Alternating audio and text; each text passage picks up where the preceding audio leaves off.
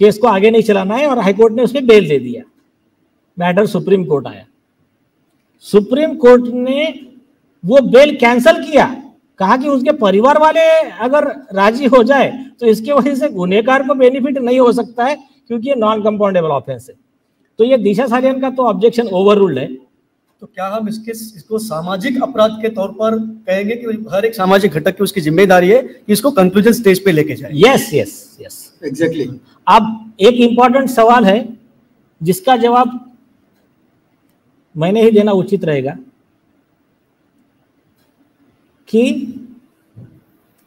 इस अदालत की लीगैलिटी, किस प्रावधान के तहत यह अदालत बनी, और यह अदालत सुप्रीम कोर्ट के जज की भी गलतियां निकाल रही है, उनके ऊपर भी कार्रवाई की बात कर रही है। तो इस अदालत के आदेश की वैधता क्या?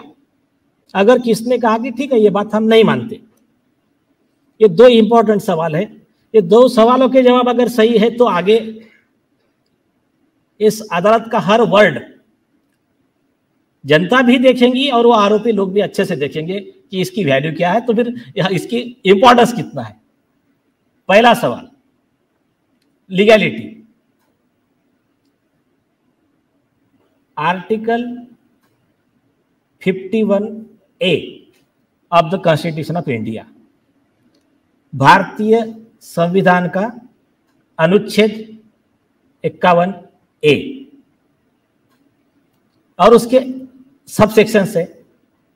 उसको शॉर्ट में मैं समरी में बताता हूं। कॉमन मैन को लॉ इतना ये नहीं है, ज्यादा डिटेल में जाएंगे तो कॉमन मैन को नींद आना शुरू हो जाएंगे, लेकिन इसका टोटल डिटेल में लीगैलिटी सेक्शन और उसके रिलेटेड केस लॉ ये वेबसाइट पे दे दिए गए। लेकिन आज जो कॉमन मैन देख रहा है, कई लोग पढ़ नहीं पाते हैं, तो मैं कॉमन मैन को समझाने के लिए बता रहा हूं।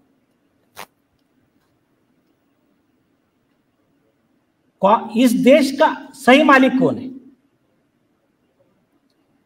आम आदमी, क्योंकि डेमोक्रेसी है ना, ये हमारे डिक्टेटरशिप नहीं है।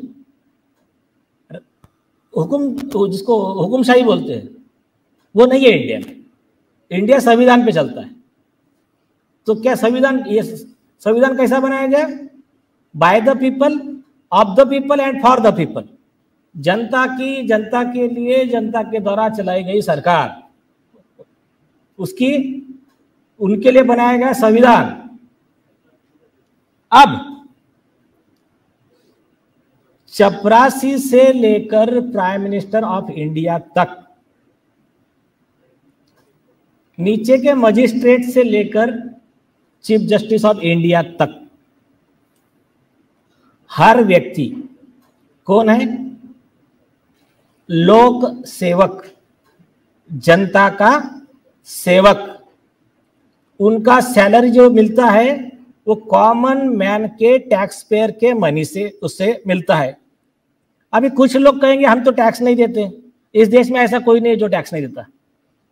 आप इनकम टैक्स नहीं भर रहे इसका मतलब आप टैक्स नहीं दे रहे, ऐसा नहीं है। आपने ये पेन खरीदा 20 रुपए का, एक्चुअली इसका कीमत 2 रुपया है, बाकी सब टैक्स इंक्लूडेड है इसमें। पेट्रोल है, बाहर से आ रहा है 30 रुपए में, बाद में उसको टैक्स ड्यूटी लगकर आपको मिल रहा है 100 रुपए में, 70 रुपया टैक्स जा रहा है। फिर ये टैक्स का जो पैसा जमा होता है, जैसे सरकार कहती है कि अभी हमने आपको फ्री दिया, किसी ने कोई फ्री किसी को नहीं दिया, हमारा ही पैसा है, हमको ही दिया गया। तो ये आम आदमी का पैसा जो जमा हो रहा है उसका मैनेजमेंट करने के लिए हमने क्या बनाया है? संसद, उसमें चुने हुए प्रतिनिधि।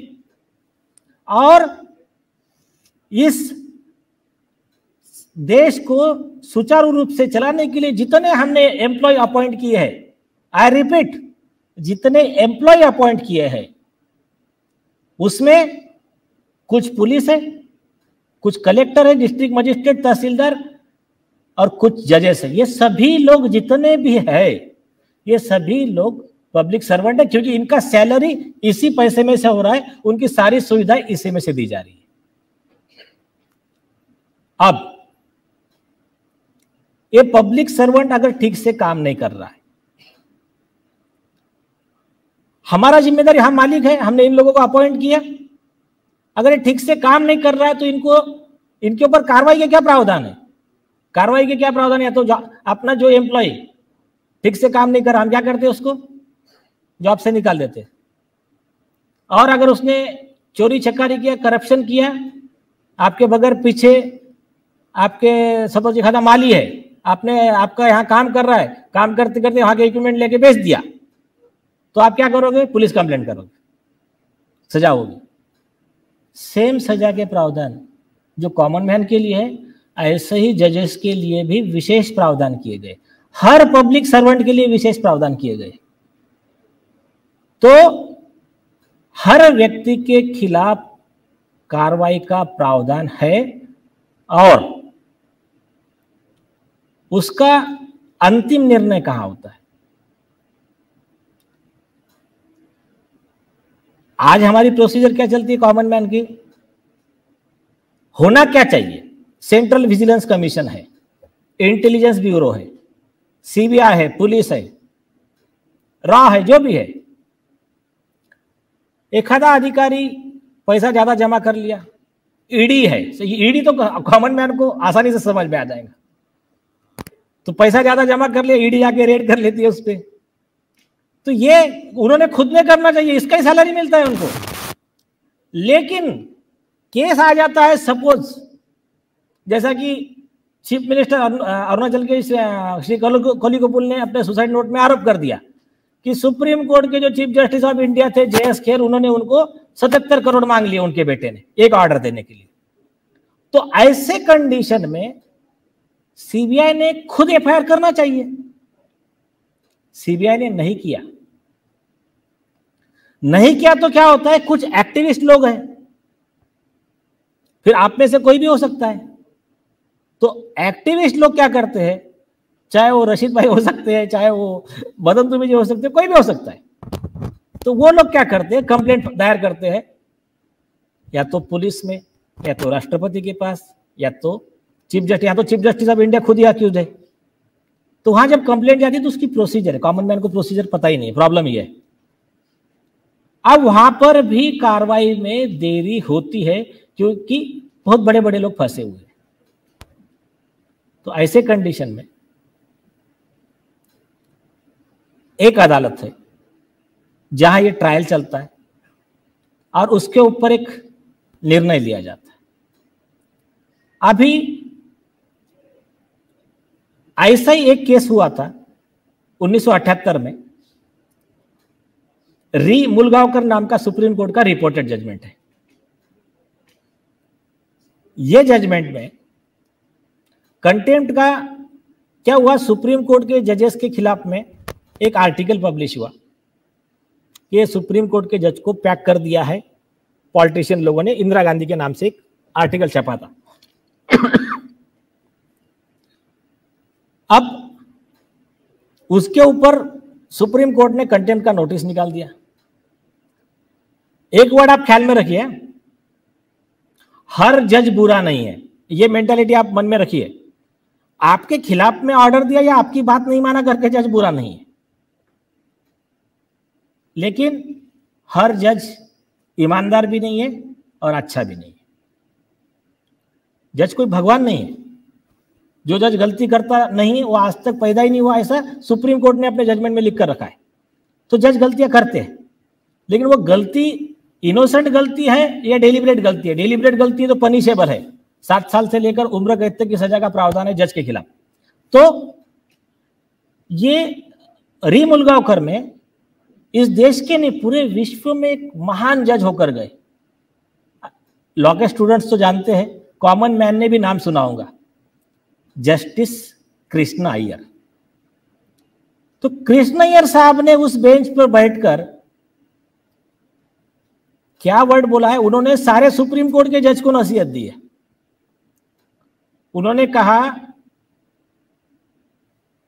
इस लोकतांत्रिक देश की असली मालिक इस देश की जनता है और सुप्रीम कोर्ट के जज, उस समय चीफ जस्टिस ऑफ इंडिया पर भी आरोप लगे थे, इनकी जब ट्रायल, वर्ड सुनिए उनकी, इनकी ट्रायल जब इस जनता की अदालत में चलती है, जजेस की ट्रायल जब इनके कोर्ट में चल रही है तब, और पहला तो लिखा कि उनको विचलित नहीं होना चाहिए, ये जजेस ने अपना संयम नहीं खोना चाहिए, उन्होंने क्रिस्ट और गांधी, ईसा मसीह और गांधी जी के विचारों को भूलना नहीं चाहिए, संयम, टॉलरेंस। और उसके बाद में उन्होंने ये कहा कि when the judges are on trial and people, bracket में we the people of India gives final verdict on all national institution in the country, इस देश की हर संस्थान पे अंतिम निर्णय जब जनता की अदालत देती है तब जजेस को चिढ़ना नहीं चाहिए, जब उनका भी ट्रायल वहां चल रहा होता है। अब मैं आपको एक इसी जनता की अदालत के संबंधित एक केस, एक मूवी का एक आपको थोड़ा सा एक सीन दिखाऊंगा। वो है हल्ला बोल मूवी का, ऐसा ही एक सिमिलर केस था। आयुष,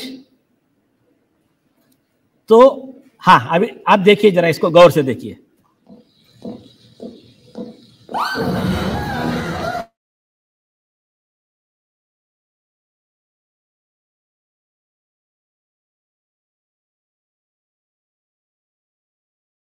यस, ये समरी है। पहले इन लोगों ने, जो पावरफुल लोग हैं, मैनेज किया पुलिस को। इसमें तो थोड़ा एक ठीक था कि जज थोड़ा ईमानदार था, जरूरत पड़ने पे जज को भी मैनेज कर लेते, ऐसे भी किस्से हैं। और निर्दोष छोड़ दिया गया आरोपी को। आम जनता जागी। ये रियल स्टोरी आप मैच कर लेना इसका, जो जेसिका लाल मर्डर केस है, निर्भया केस है, जहां जनता जाग जाती है तो अब एम्प्लॉय को अपनी, उसको सिंपल वर्ड में पढ़ते वैल्यू पता चल जाती है कि नहीं मैं एम्प्लॉय हूं, तो बाद में उसको याद आता है। तब जब ये सब लोग जागरूक हो गए, इन्होंने जनता की अदालत में मामला उठाया, तब हाईकोर्ट ने सुओ मोटो इसमें परजुरी का एक्शन लिया था जेसिका लाल के केस में। तो ये एक एग्जाम्पल है, लेकिन अपना काम सिर्फ उतना नहीं है। इस अदालत में अपने भी एक्सपर्ट्स की कमेटी रहेंगी। शॉर्ट में आपको बता देता हूं, जो गलतियां चाहे कोई भी अधिकारी करे, पॉलिटिशियन करे, मिनिस्टर करे, जज करे, उसकी गलती किस कानून का उल्लंघन है और सुप्रीम कोर्ट के, हाई कोर्ट के किस कानून के तहत, लॉ के तहत इनको क्या सजा होनी चाहिए, ये फाइंडिंग ये कोर्ट देगा। उसके बाद में इस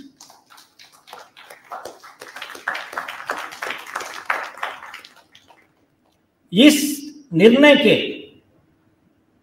दो रिफरकेशन रहेंगे। एक, ये निर्णय जानने के बाद अगर कोई भी अधिकारी न्याय से, कानून के हिसाब से नहीं चलता है, तो कोई भी अधिकारी including chief justice of India, ख्याल में रखिए आप, उन्होंने इन कानूनों को अगर मानने से मना कर दिया तो हमारी टीम क्या करेंगे। तो इस जनता की महाअदालत के सेक्रेटरी जनरल उन लोगों के खिलाफ, including chief justice of India, 2-3 type की प्रोसीडिंग फाइल करेंगे। Number 1, contempt of court proceeding under section 2B of contempt of court act 1971, read with article 129 and 142 of the constitution of India. इसमें concern अधिकारी को और जज को 6 महीने की सजा का प्रावधान है। नंबर 2, इन अधिकारी और जजेस के खिलाफ, अच्छा सबसे पहली बात, कॉमन मैन के दिल में एक सवाल है, मुझे कई मेल्स आए, क्या कॉमन मैन कानून का पालन नहीं करने वाले सुप्रीम कोर्ट के जजेस, चीफ जस्टिस ऑफ इंडिया या अधिकारियों के खिलाफ कंटेम्प्ट ऑफ कोर्ट की प्रोसीडिंग फाइल कर सकता है क्या? देखिए, आपको डिपेंड नहीं रहना है नीलेश ओझा पे, आपको डिपेंड नहीं रहना है किसी पे भी। Absolute power corrupts absolutely. आपने किसी पे ज्यादा डिपेंड हुए, आपने अपने आप को शोषण करने का अधिकार उनको दे दिया। Learn from everyone, follow no one. तो छोड़ दीजिए कि ऐसा मान के चलिए कि आप इस जनता, भारतीय जनता की महाअदालत का हिस्सा नहीं है, आपके हमारे कुछ विचार नहीं मिलते हैं, लेकिन आपको भी कार्रवाई करना है। इस देश का हर नागरिक जाकर कंटेम्प्ट पिटीशन फाइल कर सकता है। उसका बेस्ट एग्जांपल आपको देखना है, वेबसाइट पे जाइए, रशीद खान पठान और मुस्लिम शेख कोर्ट में प्रेजेंट है, आप प्लीज खड़े हो जाइए।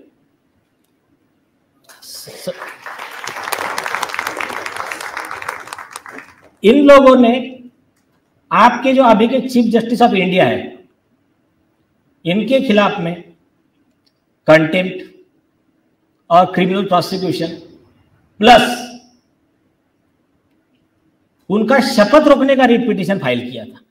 इन्होंने क्रिमिनल प्रोसिक्यूशन का कंप्लेंट फाइल किया था रशीद खान पठान ने, और उनको शपथ ना दिलवाई जाए ये पिटीशन फाइल किया था सुप्रीम कोर्ट में। अभी भी उनका रिकॉल एप्लीकेशन पेंडिंग है मुस्लिम शेख। आप बैठ जाइए। वो पिटीशन का कॉपी अवेलेबल है। सुप्रीम कोर्ट का संविधान पीठ 7 जज बेंच ने जब हाईकोर्ट जज CS कर्नन को 6 महीने के लिए जेल में भेजा कंटेम्प्ट ऑफ कोर्ट में, तो उस समय ऐसा ही सवाल पूछा था, क्या कॉमन मैन जज के खिलाफ पिटीशन फाइल कर सकता है? पैरा 60, वो साइटेशन का नियम है 2017 volume 7 SCC page number 1 available है हमारे वेबसाइट पे। पिटीशन का ड्राफ्ट भी अवेलेबल है। जिस लोगों को लगता है वो लोग यूज कर सकते हैं। सिर्फ एक ख्याल में रखना, आपके फेवर में जजमेंट नहीं दिया इसके लिए जज गलत नहीं है। देख लेना, अच्छा जज है, कभी कभी इनोसेंट गलती होती है। हर मामले में अगर देखो आप तलवार से सब्जी काटना शुरू कर दोगे ना, तो तलवार की तो धार भी नहीं रहेगी, अहमियत नहीं रहेगी। 2 चीजें आएंगी आपके केस में, खास करके सुशांत सिंह राजपूत हो या हर केस में, क्योंकि अभी बहुत महत्वपूर्ण एक बात होने जा रही है। ऐसे सबूत अभी यहां पर आने वाले हैं जो कई लोगों ने ना देखे होंगे ना सुने होंगे, और जो कुछ अधिकारियों ने उसको छुपा कर रखा था।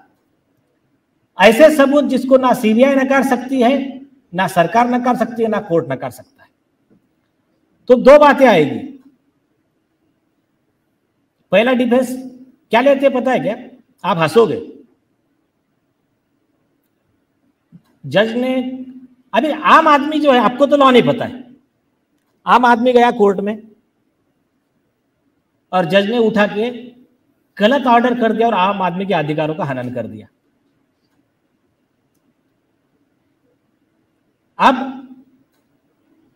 एक सोचिए कि अगर जज कहता है नहीं नहीं मुझे कानून नहीं पता था,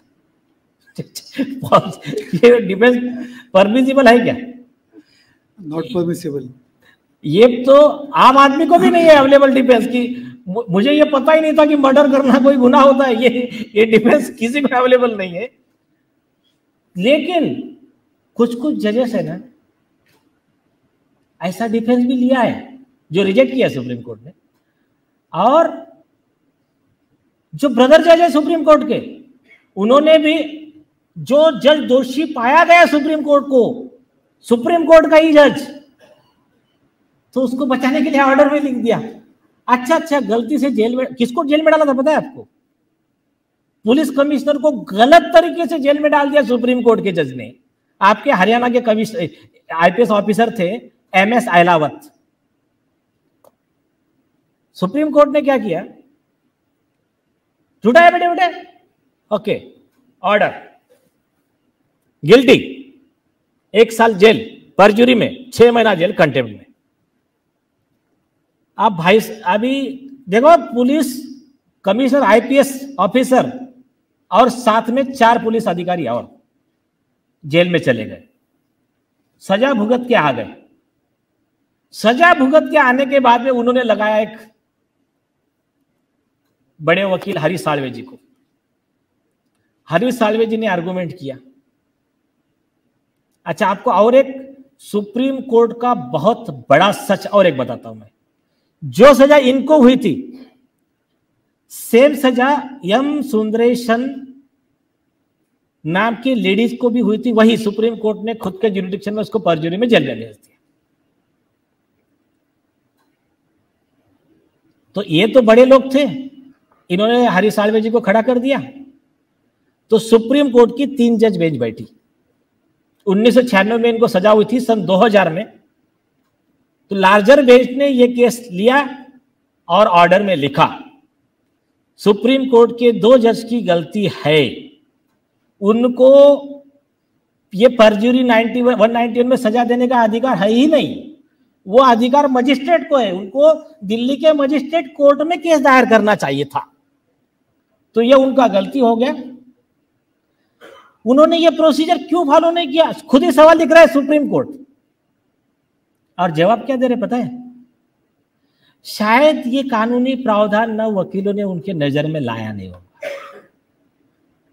अरे भाई, तुझे कानून पता नहीं है तो तू जज बना कैसा?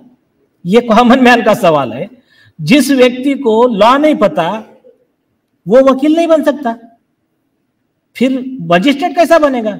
सेशन जज कैसा बनेगा? हाईकोर्ट जज कैसा बनेगा? तुम तो सुप्रीम कोर्ट के जज हो। तो ये डिफेंस परमिसिबल नहीं है। बल्कि आईपीसी 220 में बिना ज्यूरिडिक्शन के किसी आदमी को अगर जेल में भेज दिया जज ने, तो उस जज, 1 दिन के लिए भेजो, 1 घंटे के लिए भेजो, तो उस जज को 7 साल की सजा का प्रावधान है। तो अब ये 3 जज ने क्या किया?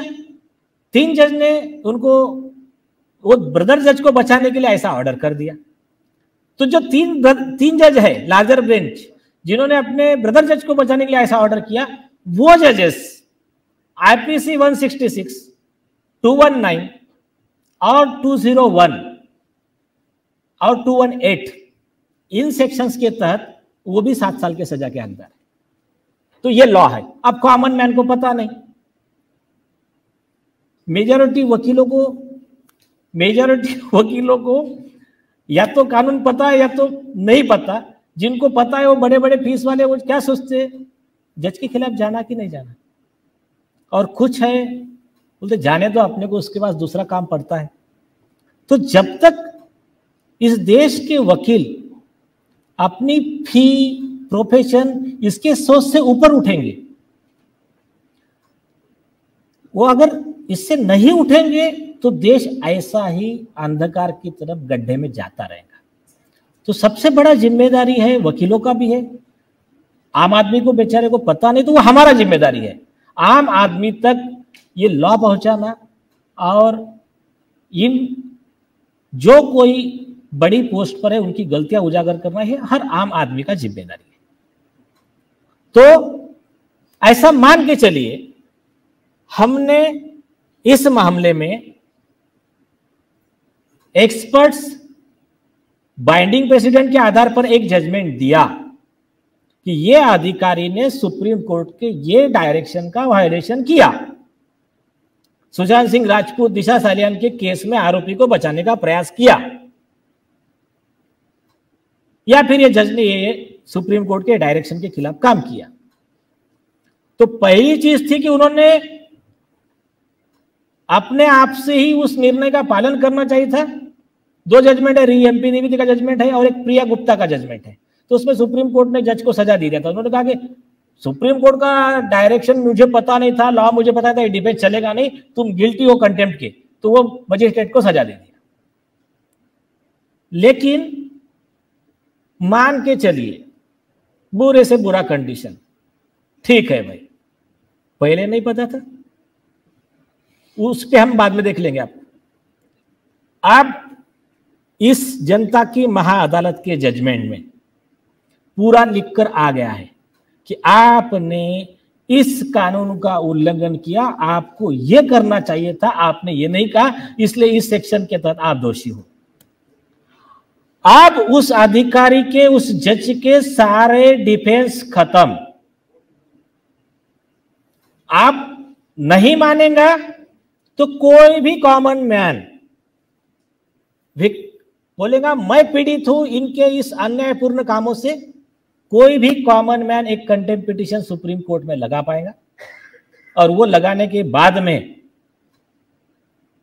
सुप्रीम कोर्ट का न्याय प्रिय जज जो रहेगा वो डेफिनेटली उन अधिकारियों को सजा देगा, या तो कम से कम कोर्ट को ये ऑब्जर्वेशन देना पड़ेगा कि जो फाइंडिंग हमने दी है वो गलत है, हमारा कानून गलत है, ये लिखना पड़ेगा।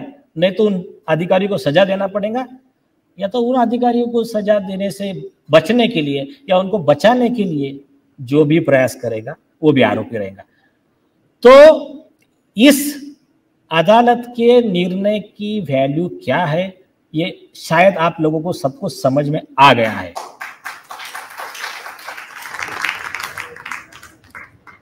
दूसरा एक सवाल और था, मैं 2 मिनट उसको कंक्लूड करूंगा, बाद में जिसके लिए सारे दुनिया में लोगों की नजरें लगी हुई है, सुशांत सिंह की केस की प्रोसीडिंग स्टार्ट की जाएंगी।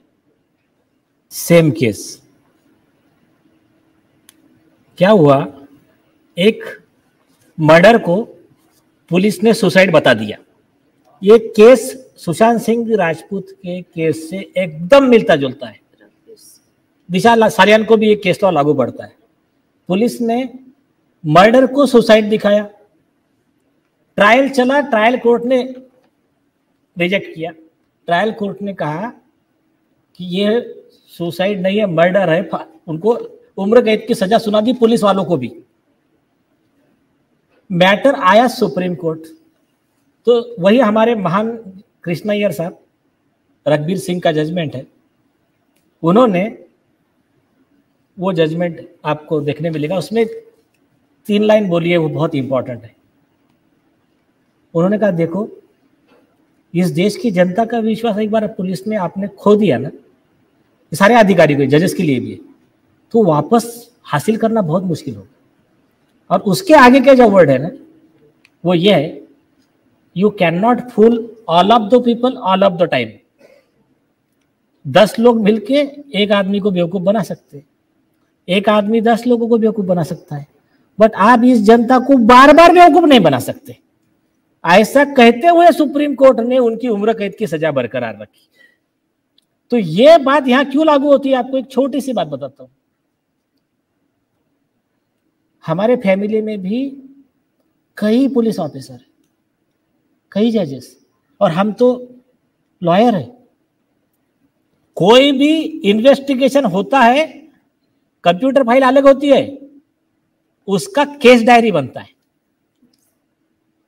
बॉम्बे हाईकोर्ट के स्पेसिफिक गाइडलाइंस है उसके लिए, पेजिनेशन चाहिए, बाउंड वॉल्यूम चाहिए, रोज क्या हुआ, रोज आज दोपहर 3 बजे रिपब्लिकन भारत पे ये इंटरव्यू हुआ, ये केस से रिलेटेड, उसमें ये विटनेस ने ये स्टेटमेंट दिया, लिखना है।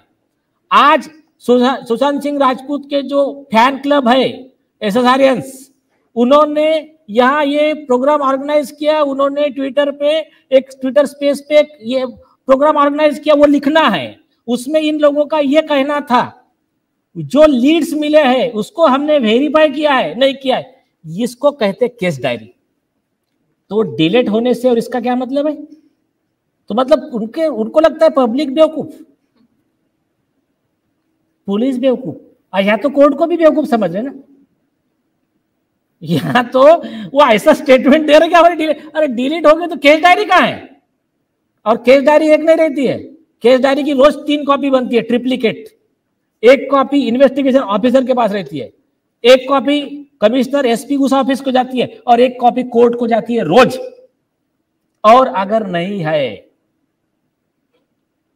तो आरोपी को बचाने के लिए किया गया act of commission and omission में वो पुलिस अधिकारी सजा का हकदार है। लॉ सिंपल है। प्रॉब्लम यह है कि इनकी गुंडागर्दी आरोपियों की और सीबीआई की नाकामी, ये रीजन है जिसके वजह से आम आदमी को अपना रोजमर्रा का काम छोड़कर इस जनता की महा अदालत में चक्कर लगाना पड़ रहा है, यहां उनको समय वेस्ट करना पड़ रहा है। लेकिन कोई बात नहीं, अभी एक केस होगा ना, अगला गिरा पिछला होशियार। तो ये केस में जब सजा होगी इन अधिकारियों को, इन आरोपियों को, तब बाकी वाले stitch in time will save 9, तब बाकी के लोग ऐसे गुनाह करने से पहले 1000 बार सोचेंगे, फिर वो घबराएंगे।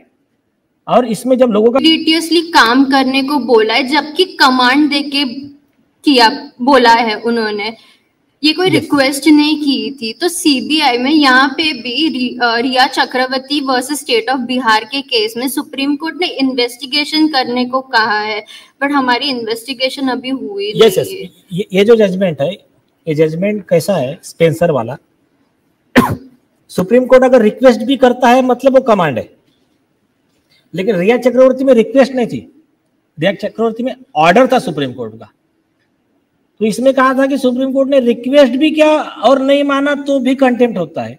यहाँ तो इन्होंने डायरेक्ट ऑर्डर का ही अपमान किया है, तो सीबीआई के अधिकारी प्राइमा फेसी कंटेम्प्ट के आंसरेबल है। यस, सुप्रीम कोर्ट को तो फिर कंटेम्प्ट ऑफ कोर्ट का नोटिस इशू करना चाहिए सीबीआई को। यस, ताकि उन्होंने ये ऑर्डर का पालन नहीं किया है। Yes yes. और एक केस देना चाहूंगी के Veeraswami versus union of India में, पैरा नंबर 53।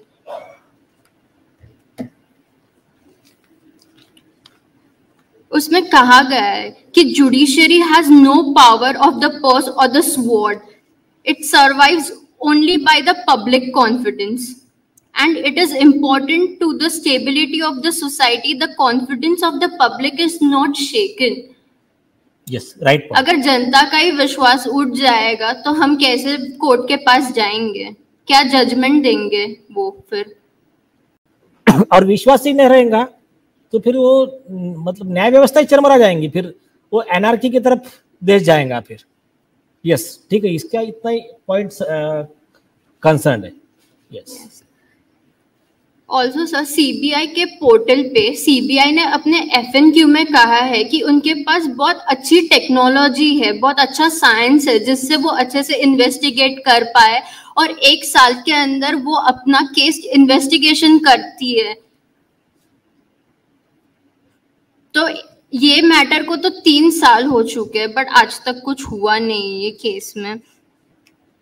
जबकि पेन ड्राइव्स गए हैं अपने सीबीआई के पास, नीतीश राणे जी ने भेजा है, कई विटनेस भी सीबीआई को अप्रोच करते हैं, बट सीबीआई ये कहते हैं कि नहीं हमारे पास वक्त नहीं है ये सब लेने का। ऑल्सो कि सर जो मैंने ऑलरेडी एक स्पेंसर का केस दिया है, उसमें पैरा 5 में आर्टिकल 142 के बारे में बोला है। Yes. Enforcement of the decree and the order of the Supreme Court and unless as to discover etc.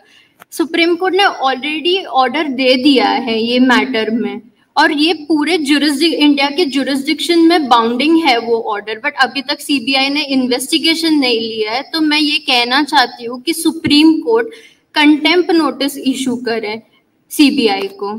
Yes, और सुप्रीम कोर्ट सो मोटो नहीं करता है तो हम फाइल कर सकते हैं, तो ये महाअदालत इसमें जरूर कार्रवाई करने वाली है। Our grievances needs to be addressed and redressed at the same time and needs a speedy finality in this case.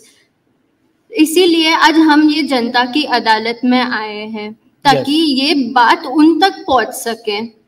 Yes. I rest my case with this. Thank you. Very good. Justice delayed is justice denied. बहुत अभी आइए आप इनका start करने से पहले एक jolly LLB 2 का एक छोटा सा वीडियो 2 मिनट का, उसमें भी जज का एक डायलॉग है सौरभ शुक्ला जी का। सालों में एक बार कभी कोई ऐसा केस आता है जब इस कुर्सी पे बैठने का अफसोस नहीं होता है। देखो जी, मैं तो रोज ही कोर्ट आता हूँ, बैठा रहता हूँ कोर्ट के अंदर, घड़ी की तरफ देखता रहता हूँ कि कब 6 बजे और कब मैं उठ के घर चला। क्या करें जी, न्यायपालिका की हालत ही कुछ ऐसी है। ये देखो जी, ये अंधेरे बदबूदार कमरे जिन्हें कोर्ट कहा जाता है। भाई साहब, इसमें हम जैसे जजों का आने का मन नहीं करता, आम जनता की बात तो क्या करें। अजी बात साहब, ठीक हो रहा हूँ। 3 करोड़ से ज्यादा केसेस पेंडिंग है इस देश के अंदर, और कुल मिलाकर जज कितने? 21,000। यानी देखा जाए तो 1 लाख लोगों पर एक जज। डेट पे डेट पड़ती रहती है जी, लोग आते रहते हैं, हताश होकर घर जाते रहते हैं। लेकिन फिर आज भी हिंदुस्तान में जब कहीं 2 लोगों के बीच में झगड़ा होता है ना, कोई विवाद होता है, तो एक दूसरे से क्या कहते हुए पाए जाते हैं? I will see you in court. क्यों करते हैं भाई लोग ऐसा? जी, क्योंकि आज भी लोग भरोसा करते हैं न्यायपालिका में। उनको भरोसा होता है कि अगर सरकार उनकी बात नहीं सुनेगी, प्रशासन उनकी बात नहीं सुनेगा, पुलिस उनकी बात नहीं सुनेगी, तो कोर्ट सुनेगी उनकी बात, सुनेगी तो न्याय देगी। भाई साहब, इस कुर्सी पे बैठा मेरे जैसा हर आदमी, उसका ये कर्तव्य बनता है तो उस भरोसे को न टूटने दें। इस कोर्ट में पेश किए गए सभी गवाह और एविडेंसेस, एक बात तो एकदम साफ हो जाती है कि 13 अगस्त को गोमती नदी के पुल पे जो भी हुआ वो अचानक होने वाला एनकाउंटर नहीं था, बल्कि एक सोची समझी साजिश के तहत की जाने वाली हत्या थी। इसलिए ये कोर्ट इंस्पेक्टर सूर्यवीर सिंह और उनके सभी साथियों को आईपीसी सेक्शन 302, 201, 182 और 340 के तहत हत्या, एविडेंस मिटाने, कोर्ट को गुमराह करने और झूठे सबूत पेश करने का दोषी मानते हुए लाइफ इम्प्रिजनमेंट की सजा सुनाती है। और ये कोर्ट शहीद कांस्टेबल बलदेव सिंह भदौरिया के पुत्र राम कुमार भदौरिया को तुरंत रिहा करने का आदेश भी देती है। The court is adjourned.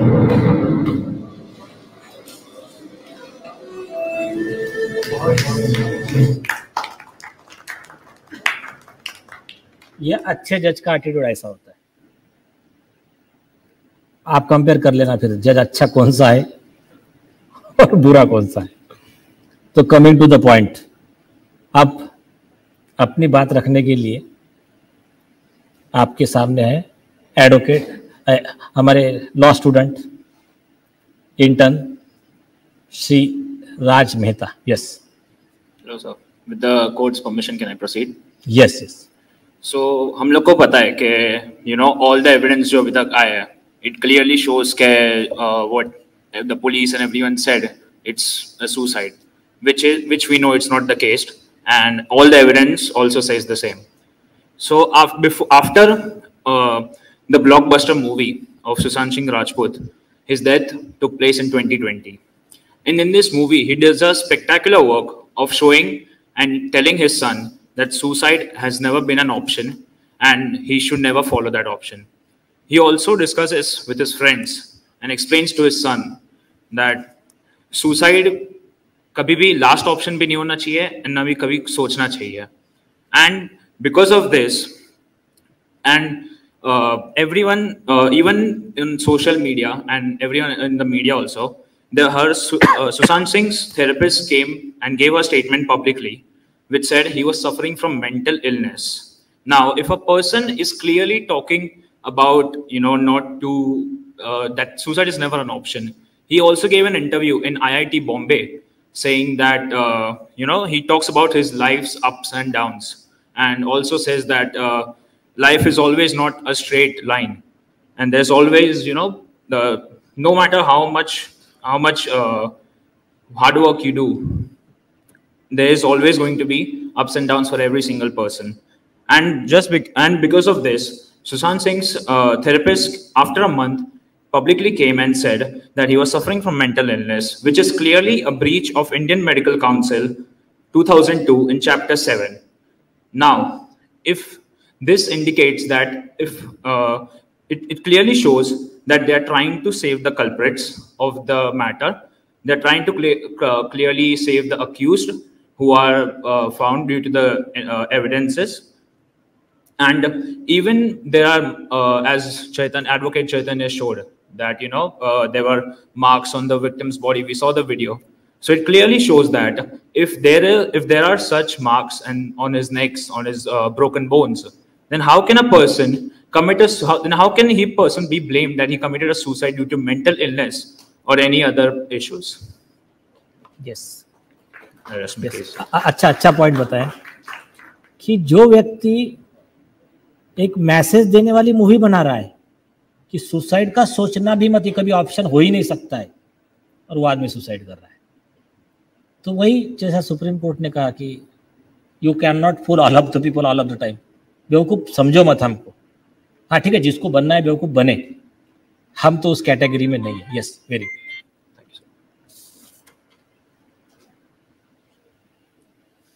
एक चीज जो जय बोलना भूल गया वो ये है कि इस मूवी का रिलीज उनकी डेथ के बाद हुआ है, पहले नहीं। मतलब ये मूवी रिलीज ना हो इसलिए ये वन ऑफ द रीजन है may be. Yes.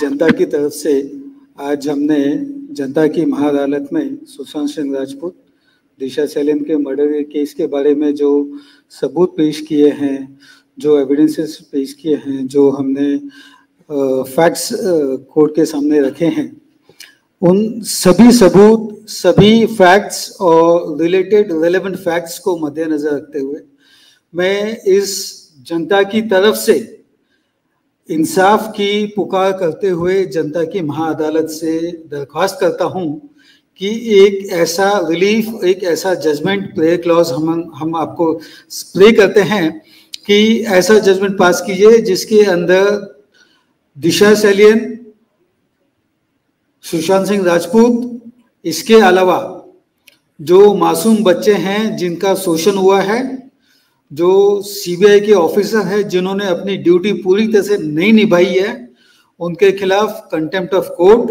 Section IPC 66, public servant disobeying direction of law 167, making false record in the public document by an act of omission, जो उनको इन्वेस्टिगेशन करना चाहिए था, सीबीआई ने इन्वेस्टिगेशन नहीं किया, तो सीबीआई खुद इस केस में आरोपी है।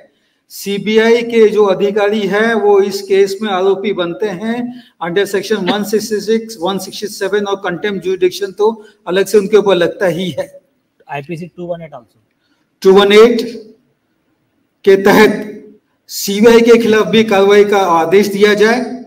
इसके पहले जो मुंबई पुलिस ने इन्वेस्टिगेशन करने में अपनी डेरिलेक्शन ऑफ ड्यूटी दिखाई है, परमवीर सिंह और उसके साथ में जो उनके साथी पॉलिटिशियन थे, जिनके दबाव में आके परमवीर सिंह ने इसके इन्वेस्टिगेशन के अंदर काफी खामियां प्रेजेंट की है, और बिहार पुलिस के जो आईपीएस ऑफिसर आए थे उनके खिलाफ जो जाति की है, इन सभी फैक्ट्स को मद्देनजर रखते हुए एक ऐसा जजमेंट पास किया जाए जिसके अंदर इंसाफ हो और जो दोषी है उनके ऊपर कार्रवाई हो, उनको सजा मिले।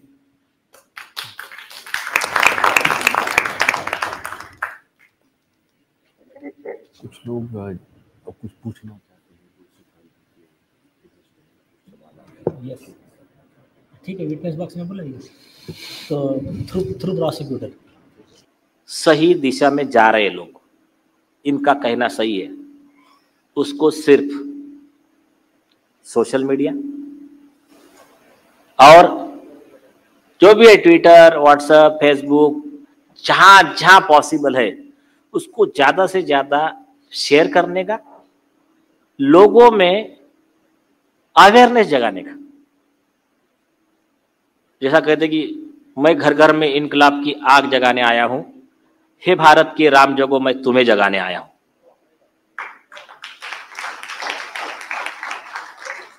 तो हमको वो देशभक्त बनना है। तो आप इसको सिर्फ चर्चा कीजिए एक। और मैंने देखा कल एसएसआर वॉरियर्स का ट्विटर मैंने देखा है, सभी लोग जो कर बहुत बढ़िया काम किया उन्होंने, ये लिया tag prime minister, home minister, बस इनको ये आप ऐसा ही उसको क्या कहते हैं, परेशान कर दीजिए। और एक दूसरा आपको सक्सेस का एक और तरीका बता दो। देखो ये सिर्फ ये केस से संबंधित नहीं है, आज के बाद फिर से सुशांत सिंह राजपूत रिपीट नहीं होना चाहिए, व्यर्थ न हो बलिदान। तो इसके लिए पूरी देश को साथ में रहना है, नहीं तो कल आपके घर का भी कोई हो सकता है। आप सब लोग एक बात समझिए, मैं आपको एक बहुत सिंपल उदाहरण बता दूं, आपको जिंदगी भर याद रहेगा वो उदाहरण।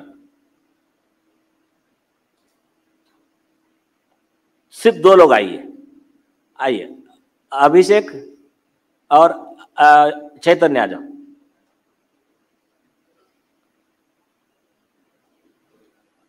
अभी वो जो डायस है, अग्रवाल सर आप थोड़ा पीछे हट जाइए, या तो फिर विटनेस बॉक्स को लीजिए। तो अभिषेक आप उधर से जाइए और चैतन्य आप इधर से आइए। आप हाँ नहीं, आप इधर से धक्का मारिए, आप उधर से धक्का मारिए। हाँ नहीं, एक लाइन नहीं, अपोजिट न्यूटन्स लॉ नया बता रहा हूं। हो गया? अभी हमको करना क्या था, ये विटनेस बॉक्स को उठा के इधर लाना है सपोज। अब ये दोनों एक्चुअल में एक साथ एक दिशा में काम करते तो उठा के ला सकते इधर। अब ये क्या करे, वो इधर धक्का मार रहा है, ये अपोजिट में धक्का मार रहा है, कभी हिलेगा क्या? तो ऐसा ही जैसा सूरज की रोशनी है, हमारे एम के कार्यकर्ता को ये पता है हमेशा, सूरज की रोशनी फैले हुई है, अगर लेंस के थ्रू जाएंगी, एक जगह कॉन्सेंट्रेट करेंगी तो आग लगा देंगी।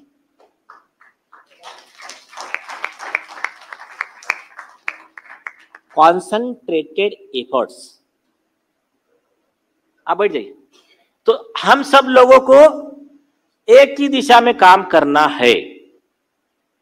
जो लोग इसमें कई कैरेक्टर घुस जाएंगे, आपको डिमोरलाइज करने का ट्राई करेंगे, क्या करना करेंगे, सब चलेगा। आपको हल्ला बोल मूवी फिर से एक बार देख लीजिए आप, अजय देवगन की, आपको आइडिया आ जाएगा क्या करते हैं। आपके कोई विटनेस पे केस कर देंगे, किसी का मर्डर करने का सोचेंगे, क्या करने का सोच सकते हैं ये मान के चलने का, या फिर किसकी बदनामी के लिए कुछ झूठे आरोप लगा देंगे, किसी को अरेस्ट करवाएंगे, सब ठीक है। हमको बाकी कोई चीज से कोई लेन देन, एक ही लक्ष्य, आरोपी का अरेस्ट, सीबीआई के अधिकारी पे कार्रवाई, हिलने का ही नहीं। बाद में कुछ लीडर आएंगे, कुछ आएंगे, अरे अभी तो हो गया ना, आरोपी को अरेस्ट कर लिए ना, सीबीआई के अधिकारी को छोड़ दो, नहीं करने का। और एक जो मैं बार बार बोलता हूं, जैसा हम क्या है, भारत माँ की उन्नति के लिए काम करने वाले, हम क्या कहते हैं कि तेरा वैभव अमर रहे माँ, हम दिन चार रहे ना रहे।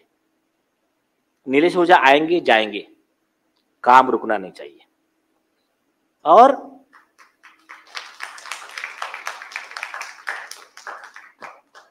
कल चल के अगर मैं भी आपके पास आकर कहूं कि नहीं ठीक है जाने दो, माफ कर दो, मत मानना मेरी बात, क्योंकि इसमें अभी इससे ज्यादा क्या चाहिए, वो अधिकारियों की गलतियां, तो इससे ज्यादा सबूतों की मेरे हिसाब से आवश्यकता नहीं है। मेरे ओपिनियन में ये सबूत सफिशिएंट है आरोपियों को सजा दिलवाने के लिए, उनको गिरफ्तार करने के लिए, उनके खिलाफ कार्रवाई करने के लिए। अधिकारी ने जो कहा था, मैं एक बार फिर से रिपीट करता हूं कि दिशा सालियान का जिस समय मर्डर हुआ उस समय वहां पर मोबाइल फोन का लोकेशन आदित्य ठाकरे का है। दूसरा, एक 44 बार रिया चक्रवर्ती को आदित्य ठाकरे की तरफ से फोन गया, यह आरोप राहुल शेवाड़िया ने कहा। तो ऐसे जो भी सबूत है, मुझे लगता है बाकी जो चल रहा है सिर्फ या तो डिसऑनेस्टी है सीबीआई के अधिकारी की या तो राजनीति चल रही है। आरोपी पे कार्रवाई होनी चाहिए। मैंने अपने डायरेक्शंस मैं मेरा डिक्टेट करके टीम को दे दूंगा बहुत जल्द। अग्रवाल जी को ही मैंने असाइन किया है। अग्रवाल जी का आपको पता है, अग्रवाल जी ने कोविड के वैक्सीन मर्डर घोटाले में, उस मैटर में उन्होंने ऑर्डर लिया था कौन से कोर्ट से? Mumbai metropolitan 27 Mulund court, chief metropolitan magistrate Mumbai के, उनके कोर्ट से ऑर्डर लिया महाराष्ट्र के चीफ सेक्रेटरी, मुंबई के म्युनिसिपल कॉर्पोरेशन कमिश्नर और भी कई लोगों के खिलाफ। और आरोपी थे मुंबई म्युनिसिपल कमिश्नर इकबाल चहल, बाद में Suresh Kakani additional municipal commissioner and retired chief secretary of Maharashtra Sitaram Kunte. और एडिशनल में अक्यूज थे जो 319 में जिनको ऐड करने वाले थे, वो आदर पूनावाला और ये बिल गेट्स वगैरह, वो बिल गेट्स, यस। तो ये सब इन्होंने ऑर्डर लिया है, इसलिए हमने इनको असाइन किया है। अब ये अपना काम शुरू कर देंगे। आप जिन लोगों के पास जो भी सबूत एविडेंस जो भी है आप इनके पास दीजिए। बहुत जल्द ट्राई कीजिए कि 1 वीक के अंदर 156(3) का आरजी सीबीआई स्पेशल कोर्ट में आप फाइल कर दीजिए। यस। सीबीआई के अधिकारी का कंटेम्प्ट जो है वो ड्राफ्ट मैंने बोला है और एक एडवोकेट को, वो आ जाएगा, वो सुप्रीम कोर्ट में अलग से फाइल करेंगे और इसका एक रीट अलग से फाइल कर देंगे। रशीद खान पठान जो ये supreme court and high court litigant association ने जो कंप्लेंट दिया है उसका एक रीट अलग से बॉम्बे हाई कोर्ट में फाइल करेंगे मेरे हिसाब से।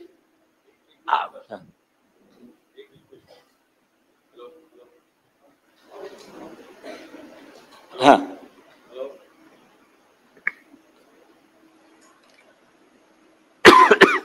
हेलो सर, इस केस में सिर्फ आदित्य ठाकरे हैं आरोपी या और भी लोग जो आरोपी हैं उनके?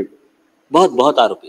तो नहीं सुने, ये तो एक है जिसका सब लोग नाम ले रहे हैं। देखिए, हमारा तो इतना ही कहना है, आपके ही सरकार के कैबिनेट मिनिस्टर, आपके ही एमएलए वो नाम ले रहे हैं, प्रूफ दे रहे हैं। हमको कुछ अधिकारियों ने भी इनपुट्स दिए और कई सबूत है, मैंने अभी बाहर लाया नहीं है। लेकिन इसमें तो बॉलीवुड का इतना बड़ा चेन है। लेकिन देखो, हम लोग ना, जैसा अभी हमारे शुभ चिंतकों ने बताया, लड़ाई शहीद होने के लिए नहीं लड़ने की, लड़ाई जीतने के लिए लड़ने। तो जैसा अब्राहम लिंकन ने कहा था, first you confirm that you put your feet on right place, then try to stand. तो अपना पैर सही जगह पर है कि नहीं, फाउंडेशन सही है कि नहीं देख लो, उसके बाद में खड़ा रहने का, सोचने का। तो पहले फाउंडेशन बना लेने का, और एक साधे सब सधे, सब साधे सब जाए। अगर आप एक को पकड़ोगे ना, अभी दूसरा विषय नहीं निकालने का, ये एक है इसके खिलाफ सबूत अरेस्ट करो, नहीं तो जिसने ये आरोप लगाया आप साबित करोगे वो झूठा है। एक पॉइंट हो गया। उन्होंने, और अकेले उनका नाम नहीं लिया है, नितेश राणे जी ने नाम लिया है सूरज पांचोली, और कई लोगों का नाम लिया है, कहा कि वो जो हुआ था, हाँ वो तो और बड़ा सीरियस विषय हुआ था कि छोटे बच्चों के साथ में भी ऐसे अत्याचार हुआ है। तो मुझे तो एक समझ में नहीं आया, एक कॉमन मैन वो वीडियो देखकर भी विचलित नहीं हुआ। बच्चों के हत्यारे घूम रहे हैं। और मुझे कल एक व्यक्ति ने एक मैसेज दिया, जो मैसेज मुझे ना हमारे सेक्रेटरी जनरल के through chief justice of India को पहुंचाना है। उन्होंने एक सवाल पूछा है और उन्होंने कहा कि देश को जवाब दे चंद्रचूड़ जी, हमारे माननीय चीफ जस्टिस ऑफ इंडिया। उनका ग्रीवियंस है कि आपने मणिपुर केस में सुमोटो कॉग्निजेंस लिया, तो दिशा सालियान, सुशांत सिंह या फिर सारा मामला जो भी है, इसमें आपने क्यों नहीं लिया? आप उस व्यक्ति का ग्रीवियंस क्या है, उनको क्या लग रहा है कि इसमें जो आरोपी है आदित्य ठाकरे हो या उद्धव ठाकरे हो, उद्धव ठाकरे ने अगर अपनी उस समय जो चीफ मिनिस्टर थे उस पद का दुरुपयोग किया अगर आरोपी को बचाने के लिए, वो भी आरोपी है 120B में। तो ये जो लोग है, ये लोगों के वकील है अभिषेक मनु सिंघवी। अभिषेक मनु सिंघवी क्लोज माने जाते हैं जस्टिस चंद्रचूड़ के। तो हमारे पास एक कॉमन मैन ने मैसेज दिया कि क्या ये रीजन है कि जिसमें जस्टिस चंद्रचूड़ सुमोटो कॉग्निजेंस नहीं ले रहे, तो हम वैसा के वैसा वो message chief justice of India को पहुंचा देते हैं। डेमोक्रेसी है ना, तो आप जवाब दीजिए, जनता का शंका का निराकरण कीजिए आप। हाँ बोलिए। एक और सवाल है कॉमन मैन का, क्योंकि अब ये जस्टिस फैसला आ रहा है तो ये छूट जाएगा। कुछ लोग ये सवाल कर रहे हैं कि उस दौरान जब ये हत्या की खबरें चल रही थी मीडिया में, तो एक सुपरस्टार पर भी आरोप लग रहा था और वो सुपरस्टार कुछ दिन के लिए भारत से गायब हो गया। लगभग 6-7 महीने तक वो भारत से गायब रहा और उसके जितने विज्ञापन आते थे, कमर्शियल जो आते थे टेलीविजन चैनल्स पे, वो भी विड्रॉ हो गया और तकरीबन 1 साल तक उनका, या 6-7 महीने तक तो निश्चित रूप से उनका विज्ञापन नहीं आया। और जब ये मामला सेटल डाउन हो गया, जब ये मीडिया से सुशांत सिंह की खबरें एकदम बिल्कुल शांत हो गई, रुक गई, तब यकाएक वो सुपरस्टार फिर वापस आया और फिर वो अपने इस कार्रवाई में लग गया, अपने काम में लग गया। तो कॉमन मैन की ये भी शंका है कि एक बहुत बड़ा जो कार्टेल है, उस कार्टेल में बड़ी बड़ी मछलियां हैं, वो सब क्या आएंगे क्या? वो सबके लिए ही काम कर रहे हैं, लेकिन मैंने आपको फिर से बताया, एक साथ सबका नाम लेंगे ना तो भी सब लोग अपनी पावर यूज करेंगे। कोई सरकार से पहचान निकालेगा, कोई जज से पहचान निकालेगा, इधर से पैसा खर्चा करेगा लोगों को दबाने का मीडिया, तो फिर उस चीज का इंपॉर्टेंस कम भी हो जाएगा और थोड़ा सा ये भी हो जाएगा, थोड़ा सा उसको कहते धार उसकी कम हो जाएगी। करके पहला एक आरोपी जो आपने दिखाया, पहले इसको करो, उसके बाद में जैसा व्यापम घोटाला हुआ था, जैसे अभी ईडी ने रेड मारी, तो एक साथ रेड मारती है, देश भर में 36 ठिकानों पर छापे मारी, वैसे ही काम होने वाले, चिंता मत करो आप। ये अधिकारी ईमानदार तभी रहते हैं, कई ईमानदार अधिकारी भी है, लेकिन खास करके भय बिनु होय न प्रीत, जब इनको पता होता है कि हम गलत करेंगे तो जेल में जाएंगे, तब सब हिसाब में रहते हैं। तो इस बात का पूरा ख्याल रखा गया है और हमने हमारे डायरेक्शन दे दिए है, हमारा फैसला हो चुका है। इसमें स्टेटस रिपोर्ट, आदित्य ठाकरे के अरेस्ट के लिए पिटीशन, सीबीआई के अधिकारी के ऊपर कार्रवाई के लिए आईपीसी 218 वगैरह का जनहित याचिका और सीबीआई के अधिकारी के खिलाफ रिया चक्रवर्ती के गाइडलाइंस का वायोलेशन करना, उसकी अवमानना करने के लिए सुप्रीम कोर्ट में कंटेम्प्ट ऑफ कोर्ट की याचिका, ये याचिका दाखिल करने का निर्देश ये जनता की अदालत सेक्रेटरी जनरल को देती है।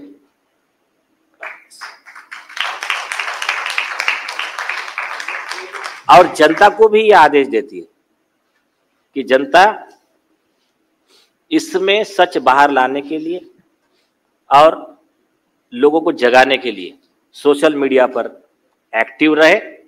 और इस बात को, जिसमें आप जैसे ही एक एक्टिव व्यक्ति ने क्या किया था, आप शॉक हो जाओगे। उसने एक जज के, गुजरात के एक जज के चेंबर में कैमरा लगवाया, चपरासी को मैनेज किया। उसने बोला देख ये देशभक्ति का काम है, पुण्य का काम है, ये बहुत करप्शन कर रहा है। उसने, वो राजी हो गया। रोज सवेरे कैमरा रखता, पूरा रिकॉर्डिंग होता, शाम को कैमरा वापस लाके देता, ये उसका रिकॉर्डिंग कर लेता, दूसरा उसमें कार्ड ऐड करके फिर से रिकॉर्डिंग रखता, 1 महीने का रिकॉर्डिंग, और वो लेकर चलेगा हाईकोर्ट में। बोले आपका एक मजिस्ट्रेट 1 महीने में 1 करोड़ कमा रहा है। कितना? 1 करोड़ एक मजिस्ट्रेट। कितने दिन में? 1 मंथ। कार्रवाई करो। अब अच्छे जजेस रहेंगे, चीफ जस्टिस रहेंगे तो तुरंत कार्रवाई करेंगे, करप्ट रहेंगे तो क्या करेंगे, टाइम पास करेंगे। लेकिन बाद में वो जो एक्टिविस्ट था उसने इस बात में रुका नहीं। जगत पटेल का रिपोर्टेड जजमेंट है, मैटर लगा के सीआईडी को ट्रांसफर करा के लिया। शुरू में इनको धमकी दी गई, तुम्हारे में कंटेम्प्ट कर देंगे।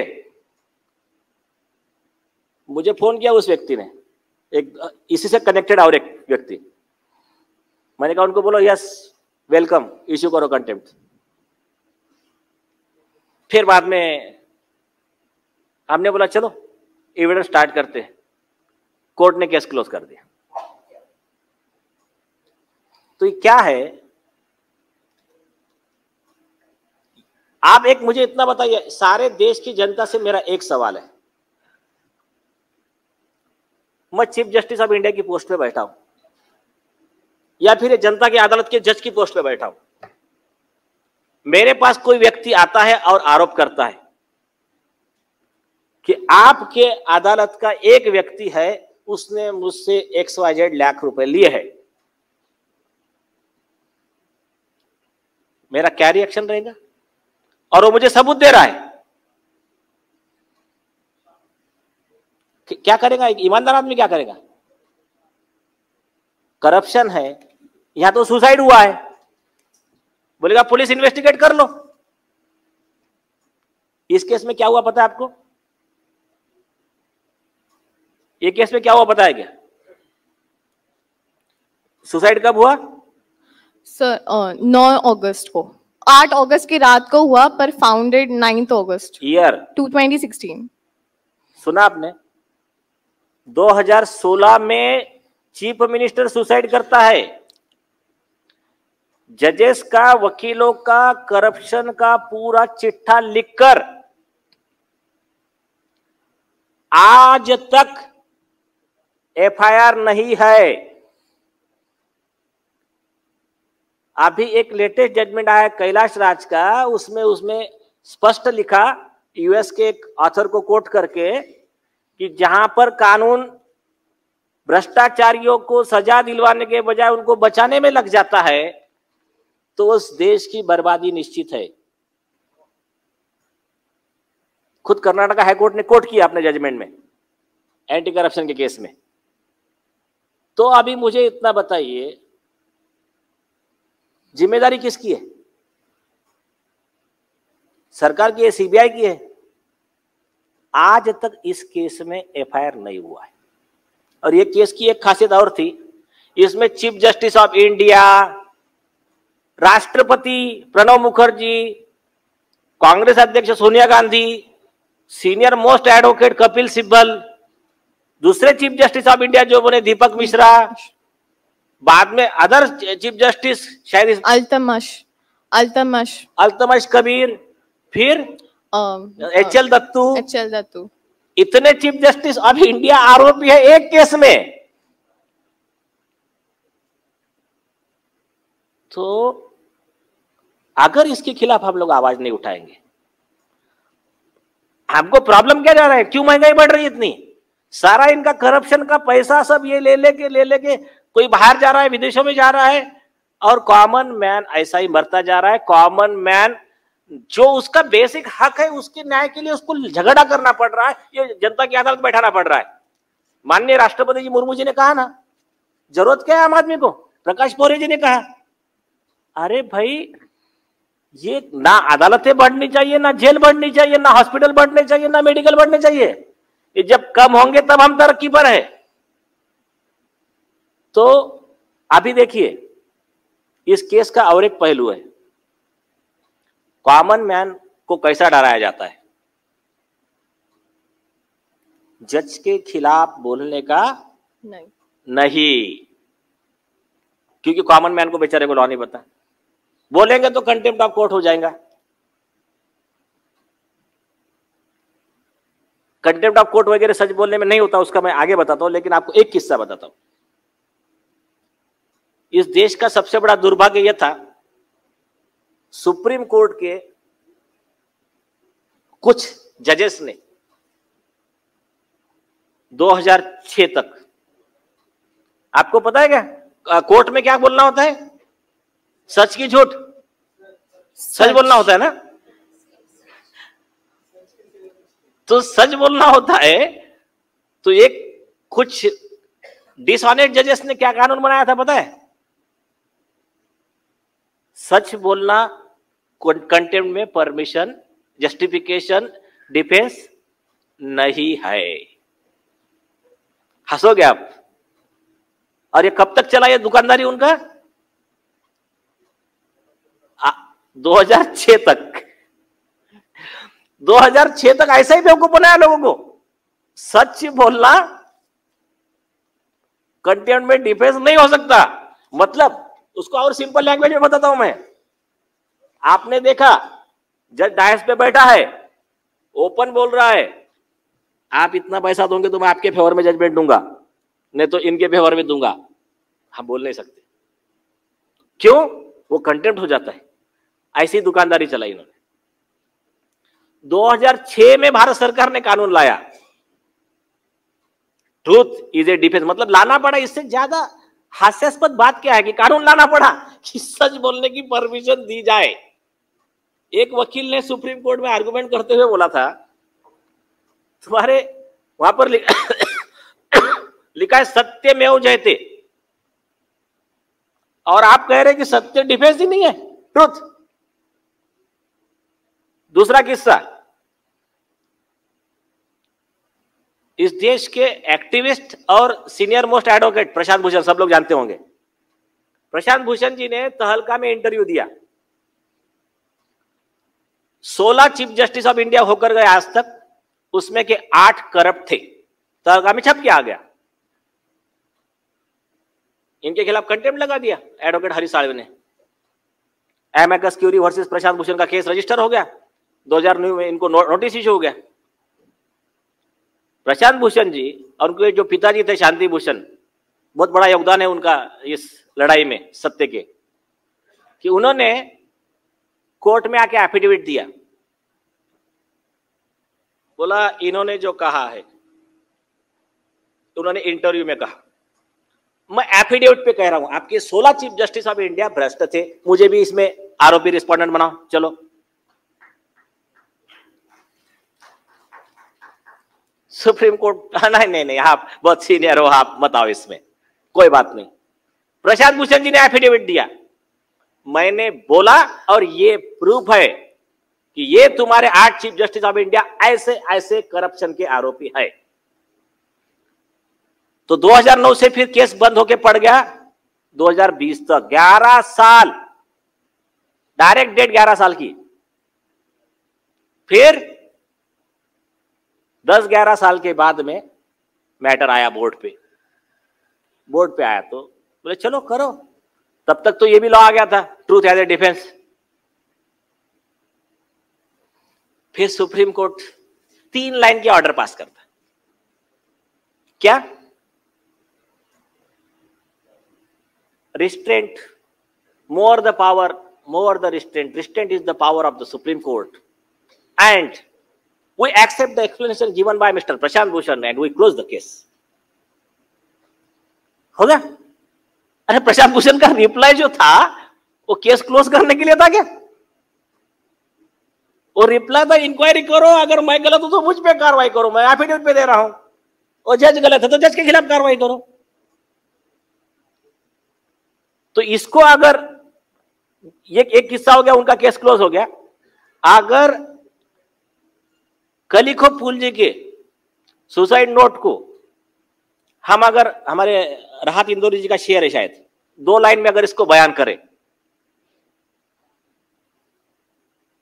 कोर्ट है सच के लिए, लेकिन ऐसे केसेस में क्या होता है पता है? झूठ ने कहा झूठ से, वो जो करप्ट जज है वो जज झूठा, जो वकील उसको मिला हुआ है वो वकील झूठा। तो झूठ ने कहा झूठ से, सच बोलो। महफिल सजी है झूठ की कि सच बोलो।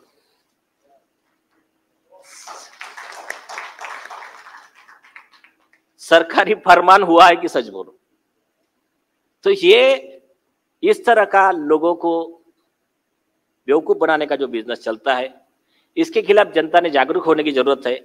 और आपको मैं 3-4 चीजें क्लियर करता हूं। अगर जज गलत है तो उसके गलती सच के साथ बोलना, हाँ लैंग्वेज आप जिसको बोल सकते अनपार्लियामेंट्री मत यूज कीजिए, गालियां मत दीजिए। उसके खिलाफ में केस दायर करना, उसके फ्रॉड को एक्सपोज करना, ये इस देश के हर नागरिक का कर्तव्य है। ऐसा बहुत सुंदर जजमेंट आर्टिकल 51A(H) में संविधान के, ये हर नागरिक का कर्तव्य, ऐसा बहुत सुंदर जजमेंट सुप्रीम कोर्ट के ऑनरेबल जस्टिस GS सिंघवी और जस्टिस AK गांगुली साहब ने 2010 में इनडायरेक्ट टैक्स प्रैक्टिशनर एसोसिएशन के केस में दिया है। ऐसा ही और एक सुंदर जजमेंट, बहुत ही लैंडमार्क जजमेंट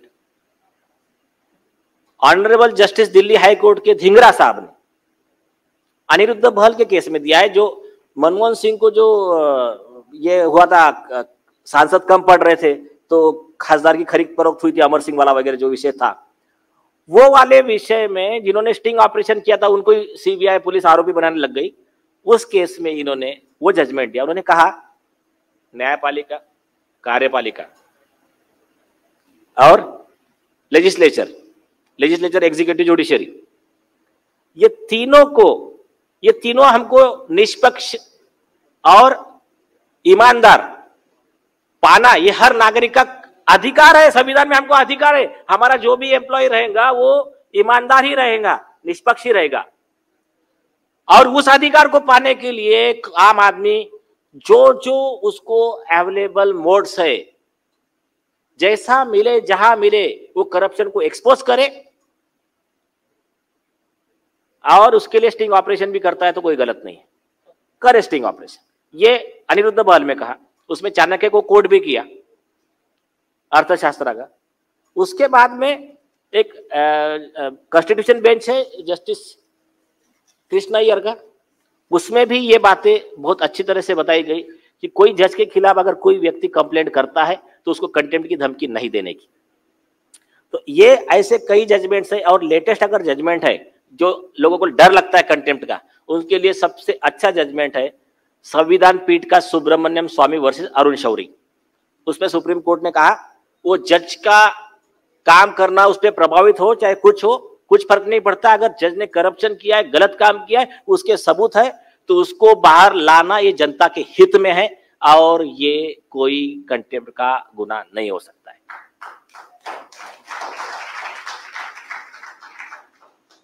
तो अब आते हैं मुद्दे पे। कलिको पुल के केस में ब्रदर जज को बचाने का प्रयास कई जजेस ने किया। चलो हम मान के चलते हैं कि हमारे अभी के चीफ जस्टिस ऑफ इंडिया ईमानदार है, हमारा कोई पूर्वाग्रह नहीं है। उनके खिलाफ रशीद खान पठान ने जो 21 चार्जेस लगाए वो लगाए, उसको थोड़ी देर के लिए बाजू में रखते हैं। हम ऐसा मान के चलते कि आप बहुत ईमानदार हो, आप ऐसे नहीं हो पार्शियल। तो ये देश की जनता अपने चीफ एम्प्लॉय जज ऑफ इंडिया, मतलब चीफ जस्टिस ऑफ इंडिया से ये जानना चाहती है कि ये केस में आप इन्वेस्टिगेशन का ऑर्डर कर दीजिए, आपके ईमानदारी का सबूत दे दीजिए।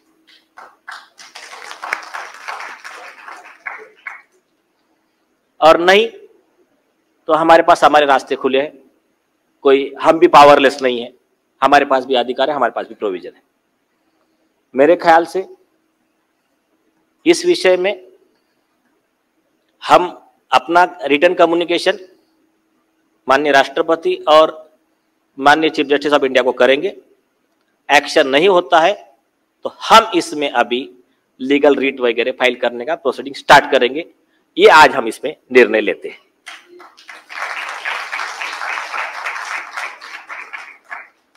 सहारा के केस में टाइम लाइन ऑफ एक्शन मैंने तय कर दिया है। आप लोगों के पास जो भी आप इनको दे दीजिए और आप फॉलोअप लीजिए। इनका जो प्लीडिंग बनेगा उसमें कुछ गलत है, करेक्शन आप करवा लीजिए। ये अपना सरकारी अदालत नहीं है, कुछ गलत हो गया करेक्शन कर लीजिए, आपका मैटर नोटिस जाएगा, सहारा को, सेबी को, सबको, और आपके अधिकारों के लिए उचित जो भी होगा उसका पूरा समीक्षा करके पूरा रिपोर्ट सबमिट होगा हमारे पास। ताल कटोरा स्टेडियम में जितने लोग आना चाहते हैं, शायद कैपेसिटी कितना है ताल कटोरा का? 25,000। हाँ, तो 25,000 से ज्यादा मत लाइए आप। लास्ट टाइम 1 लाख लाए थे कुछ, तो 25,000 लोगों का लिमिट है। First come first serve. तो उस बेस पे आप आशुतोष जी आपको एक व्यक्ति असाइन करके देंगे। तो मेरे हिसाब से आज की अदालत की कार्रवाई यहाँ खत्म की जाए। और एक संगठन का जो गीत था, ये हमारे मदन दुबे जी है। कहाँ है मदन दुबे जी? ये जो हमारा संगठन है, इसका जो बेस है, फाउंडेशन है कि मिटाने जमाने के कुछ गम उठे हैं, जो शोषित है उनके लिए हम उठे, हम अमीरों के लिए नहीं है। उनके पास पैसा है, वकील लगा लेंगे, हम उन कॉमन मैन के लिए है। और हम हर मामला नहीं उठाएंगे, हमारे पास मैन पावर की भी कमी है। और दूसरी चीज, लार्जर पब्लिक इंटरेस्ट के ही मामले हम लोग लेते हैं। तो हमारा जो गीत है वो गीत खुद मदन दुबे जी ने गाया है, आप प्लीज सुन लीजिए उसको। उसके पहले मैं जनता की महाअदालत का शुक्रिया अदा करता हूं, जनता की तरफ से जो तीनों केस में इन्होंने फैसले सुनाए हैं, उसके लिए हम हमेशा के लिए इनके शुक्रगुजार रहेंगे। Thank you for giving the judgement. हमारा कर्तव्य था। We are much obliged to the honourable जज ऑफ जनता की अदालत। Thank you very much sir. यह हमारा कर्तव्य है, हमारा ड्यूटी है। हमने किसी पे कोई एहसान नहीं किया। और बल्कि मेरा तबीयत ठीक नहीं है, लेकिन इतने मैसेजेस और इतना ये था, लोगों ने कहा कि सर प्लीज, सुशांत सिंह का मैटर हो और सहारा का मैटर हो, लोग बेचारे बहुत आस लगाकर बैठे, इसलिए मैं दवाई लेकर वगैरह आकर बैठा हूं। मैंने कहा इसको आज एक बहुत 1 माइलस्टोन आगे जाते हैं।